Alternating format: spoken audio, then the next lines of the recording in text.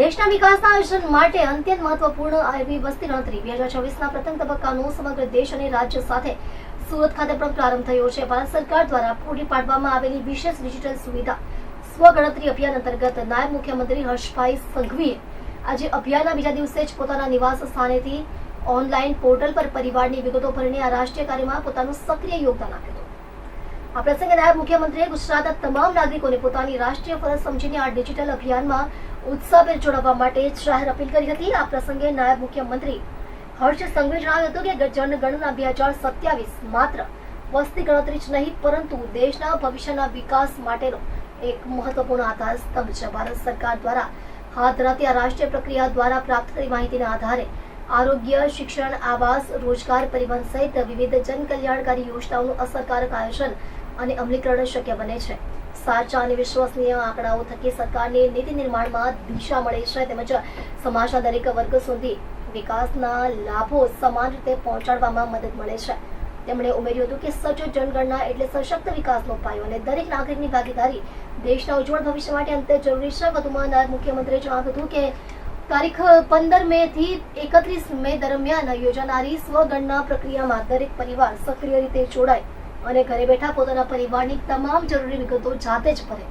Digital માધ્યમ દ્વારા સરળતાથી પૂર્ણ થઈ શકતી આ પ્રક્રિયા સરકારને લોકોની વાસ્તવિક જરૂરિયાતો સમજવામાં મદદરૂપ મળશે, જેના આધારે ભવિષ્યમાં વધુ અસરકારક અને લોકોના હિતની યોજનાઓ અમલમાં મૂકી શકાશે. અને સાથે જ તેમણે નાગરિકોને સાવચેત રહેવા પણ અપીલ કરતા જણાવ્યું હતું કે જનગણના દરમિયાન પ્રાપ્ત થતા ઓટીપી અથવા અન્ય કોઈ પણ ગુપ્ત માહિતી અજાણ્યા વ્યક્તિ સાથે ક્યારેય શેર ન કરવી અને સાયબર સુરક્ષાનો ખ્યાલ રાખવો. નમસ્તે. રાજ્યના સૌ નાગરિકોને જનગણના 2027 જે દેશના વિકાસ અને આયોજન માટે ભારત સરકાર દ્વારા ધરાતી સૌથી મહત્વપૂર્ણ રાષ્ટ્રીય પ્રક્રિયાઓમાંથી એક છે.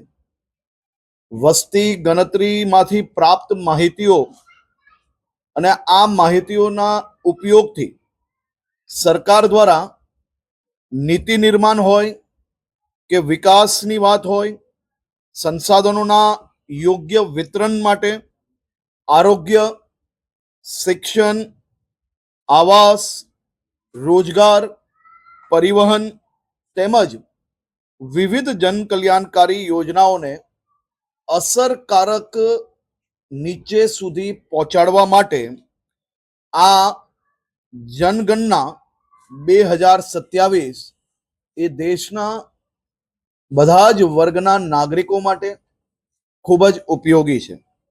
સાચા જનગણના આંકડા એ વિકાસને યોગ્ય લાભ અને તમામ નાગરિકો સુધી તેમની જરૂરિયાત પ્રમાણનો લાભ પહોંચાડવા માટે ખૂબ જ મહત્વની છે.